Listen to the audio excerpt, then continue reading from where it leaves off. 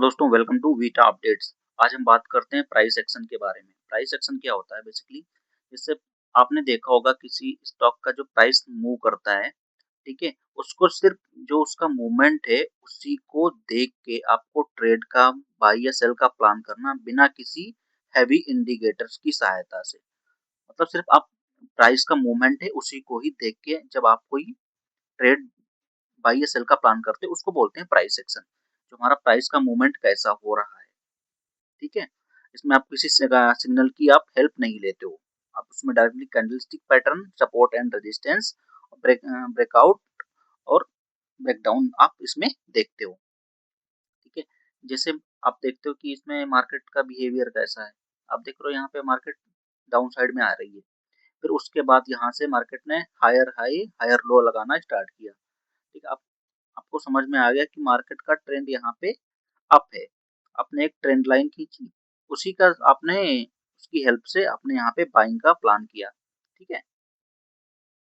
तो आप basically price को देख के उसमें बाई और सेल का प्लान करते हो। जैसे यहाँ पे आपने देखा है कि यहाँ पे देखो प्राइस लोअर हाई लगाता हुआ जा रहा है ना, लोअर लो और लोअर हाई।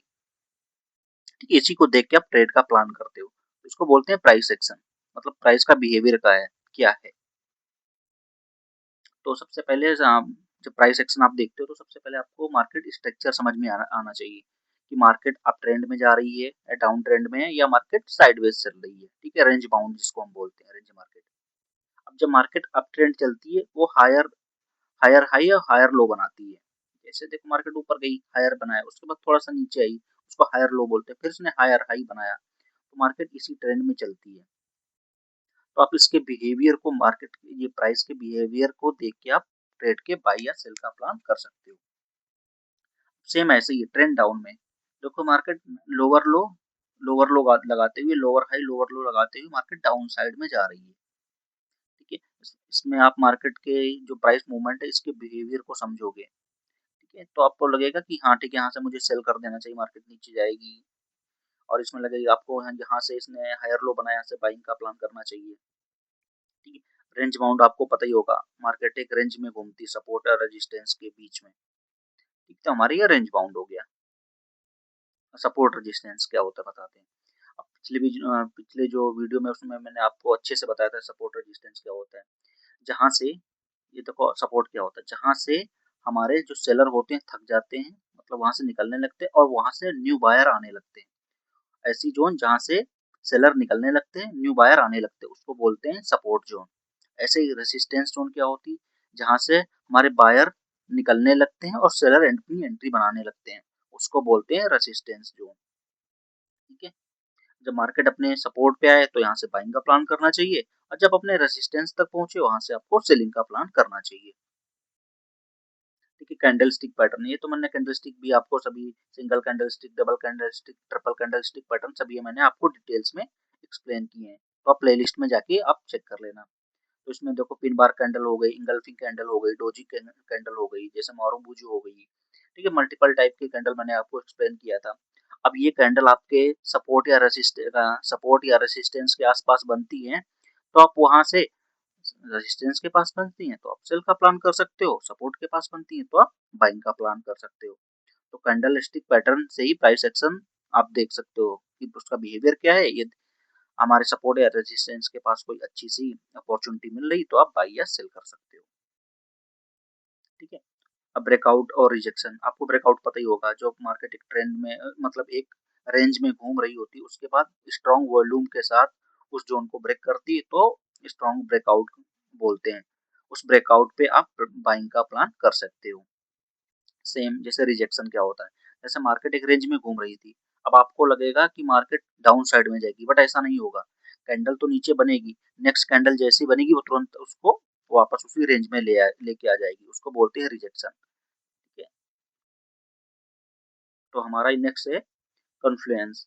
उसमें क्या होता है, जो ये बेसिकली कन्फ्लुएंस होता है, ये जो हमारे प्रोफेशनल ट्रेडर होते हैं, हेज फंड लेवल वाले होते हैं, उसको यूज करते हैं। क्या करते हैं, किसी एक के बेसिस पे वो ट्रेड नहीं लेते, मल्टीपल चीजें यूज करते हैं। जैसे ट्रेंड हो गया, ठीक है?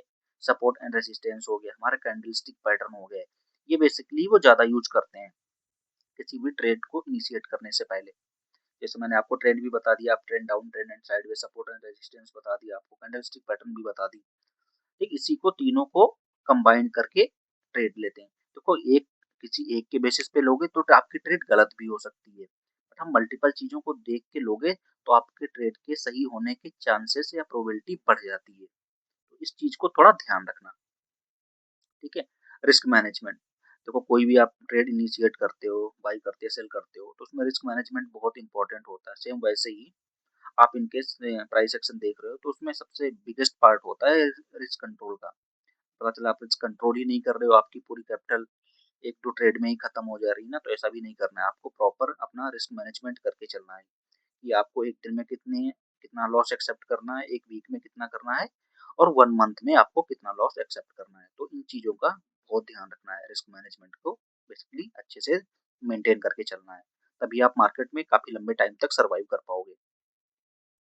ठीक है, तो हमने प्राइस एक्शन में क्या सीखा? सबसे पहले मार्केट का स्ट्रक्चर पता होना चाहिए कि इसका कौन-सा स्ट्रक्चर है, अप ट्रेंड है, डाउन ट्रेंड है या साइडवेज है। उसके बाद आपको की लेवल पता होना चाहिए, इसका सपोर्ट कहाँ पे है, रेजिस्टेंस कहाँ पे है। आप सपोर्ट पे बाइंग का प्लान करोगे और रेजिस्टेंस पे सेल का प्लान करोगे।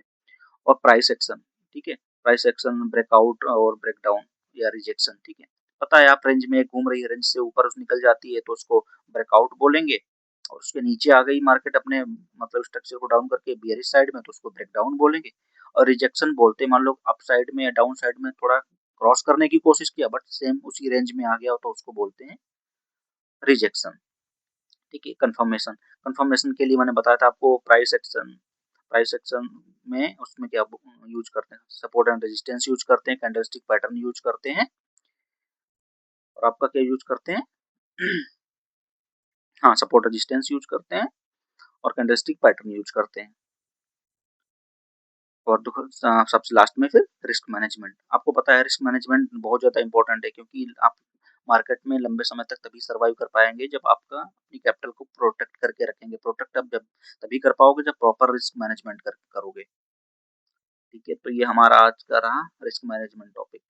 आज के लिए बस इतना ही है। वीडियो पसंद आए तो लाइक शेयर सब्सक्राइब करना। मिलते हैं नेक्स्ट वीडियो में, तब तक के लिए जय हिंद।